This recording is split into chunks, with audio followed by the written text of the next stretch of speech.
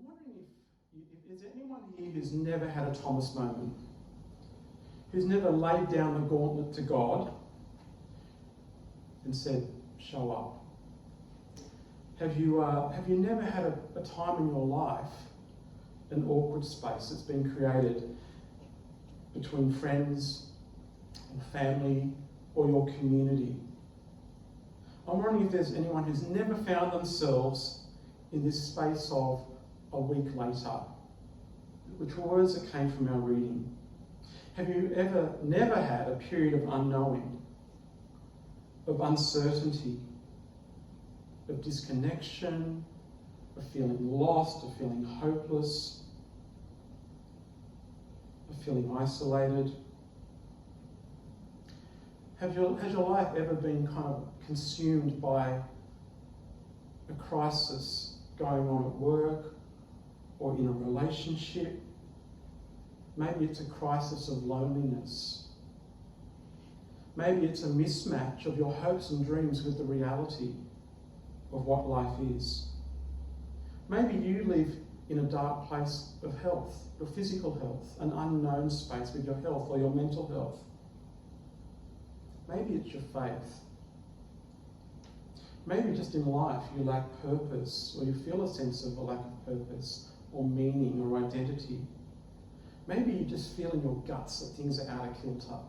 Have you ever felt like that? I started out by asking if you've never felt like that, and I don't think there'd be one person who could say they've never gone through something like that in life. And these moments, sometimes they come, or these periods of life, sometimes they come just because that's the way life is. It's nobody's fault, it just like overwhelms us. Sometimes they come as the intent or the design or the actions of the or the words of another. And they create a pain and a grief that feels just unbearable. Sometimes it's us. Sometimes we place ourselves in this darkness by decisions that we make, by words and actions that we do, that create grief and separation between us, between yourself and others. Most of us would know these times. I refer to them, well, it's not my phrase, but the dark night of the soul. And Thomas was in one. Thomas from our reading today was in a dark night of the soul. And you might say, well, it was only a week. I've been living in one for ages. See, retrospectively, we know that it's only a week. It was finite. It was a finite amount of time. But at the time that it was going on, Thomas didn't know that. We know that it was a week. But in day 1, day 2, day 3, day 4, Thomas didn't know how long this was going to last. And he had been pretty clear. He'd been very clear. Having been the only disciple not in the room when Jesus turns up, he put down a gauntlet. He laid down an ultimatum to his friends, to his fellow disciples, to his community, to God. And it kind of went along the lines of, no matter what you say, no matter how convinced you may be, I'm not going to live my life with that same grounding. I'm not going to live my life as if resurrection is a truth. And in that moment, he places himself as the them in the us and them.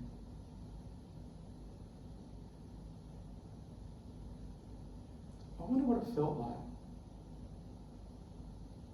Day 1, day 2, still no Jesus. Been pretty clear. Day 3, day 4, I rather suspect that Thomas started to feel a little stranded.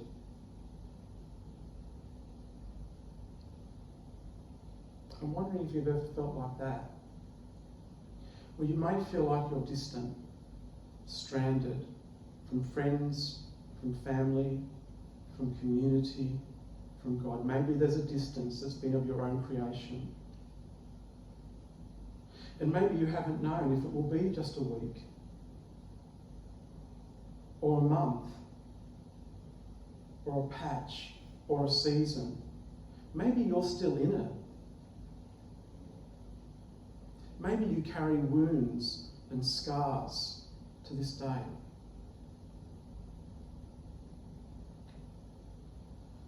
And whether your dark night of the soul is something that's about life circumstances around you, or whether it's something that's been inflicted by others, or whether it's yourself, I want to offer some words of hope today. I just want to offer two things. The first one is this, is if you find yourself on the outside, if you find yourself feeling like you are the them in the us and them, if you feel stranded, if you feel lost, if you feel like you've laid down an ultimatum or laid down the gauntlet and it's got you nowhere, if you're the skeptic in the room, you're never too far away from God. God can cope with your darkness. God can cope with your doubt. God can cope with your skepticism. God can cope with your gauntlet. Jesus can cope. You see, when Jesus does turn up, when Jesus turns up the second time round for Thomas, he doesn't turn up to argue. He doesn't turn up to judge. He doesn't turn up to chastise or to humiliate him. He doesn't turn up to burn him. He doesn't turn up to win an argument.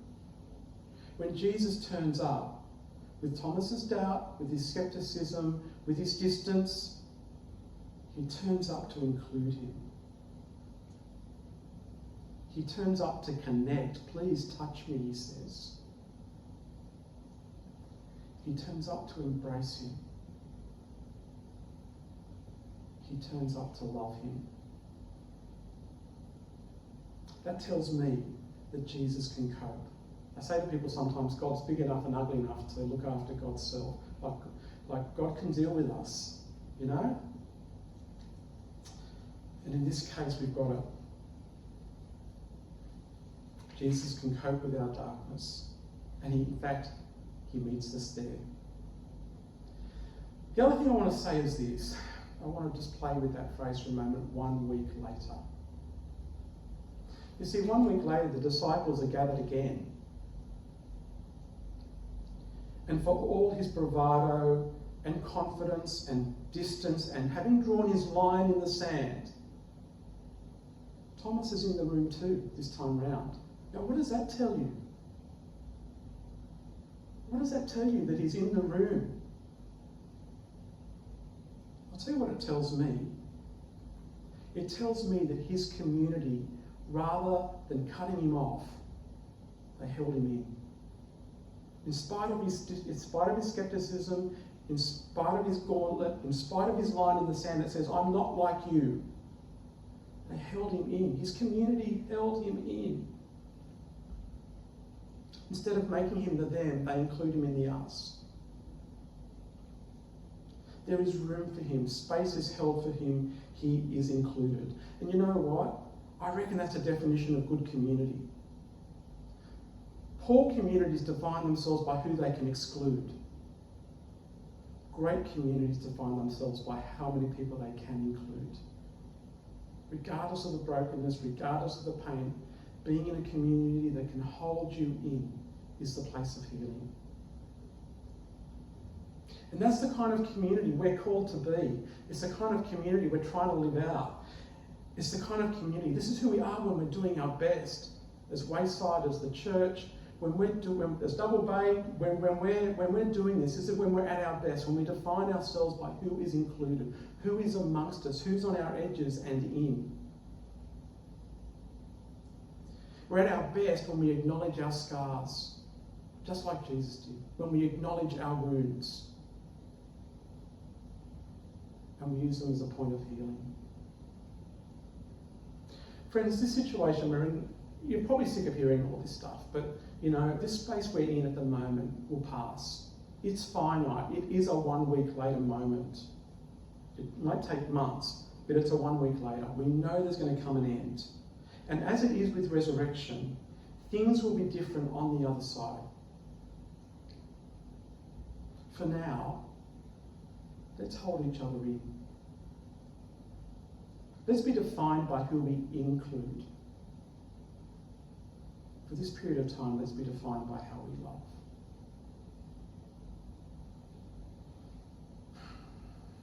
Amen. What's left for me to do is to lead what's called a commissioning or a benediction. Now, I know usually when I say I'm going to do this, people bow their heads and close their eyes. But this isn't a prayer, and this isn't a blessing. I'm co-missioning you and me with God. So I want you to keep your eyes open, and I want you to look me square in the eyes, because I want you to hold me to account to this too.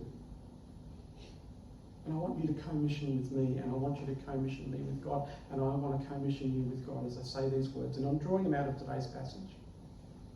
So as we finish up, my friends, receive God's spirit of love as a gift to be shared. Go forth and live in peace. Forgive. Forgive. Forgive yourself. Forgive others. Friends, offer your lives, as wounded and as scarred as they might be, as a place of refuge for many. In the name of the Creator, the Redeemer, and the Sustainer.